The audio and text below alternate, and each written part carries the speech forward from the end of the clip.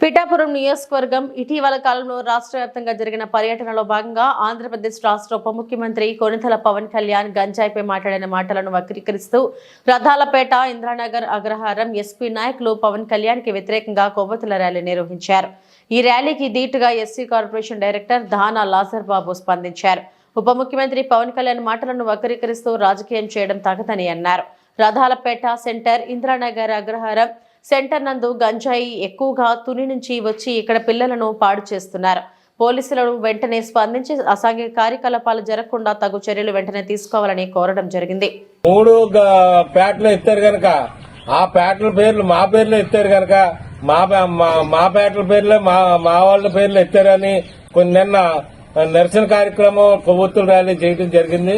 దళిత నాయకులు కొంతమంది మీరందరూ కూడా మరి ఆ విధమైన ఇది చాలా తప్పుడు ప్రచారం. ఇది పవన్ కళ్యాణ్ గారికి మతం గాని కులం గాని అది ఏ ప్రాంతమో ఏ మతమో ఏ మతస్థులో ఏ కులస్థులో కూడా తెలియని ప్రాంతం.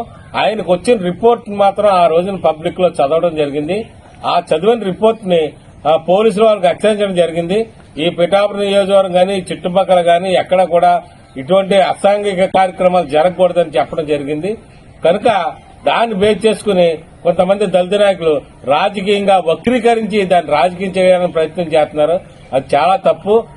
మరి ఈ యొక్క దళిత పిల్లలైనా ఇతర కులమైనా ఇంకో కులమైనా కానీ అంబేద్కర్ సెంటర్ అంటే అంబేద్కర్ దగ్గర అక్కడ అంబేద్కర్ సెంటర్ అంటే ఎలంపేట, ముస్లిం వీధి, మరి ఎస్సీ పేట 3 కలిపి అంబేద్కర్ సెంటర్ అంటారు.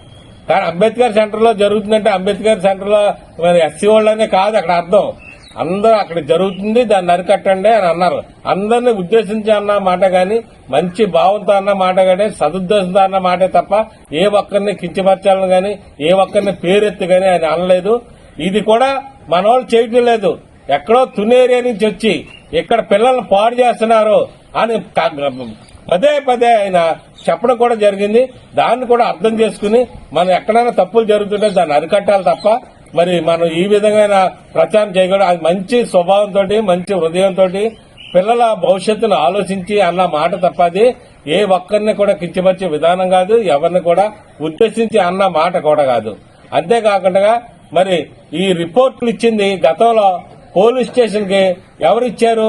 ఆ రిపోర్టులను ఆధారంగా చేసుకుని ఇంటెలిజెన్స్ రిపోర్టులను ఆధారం చేసుకుని ఆయన మాట్లాడటం జరిగింది.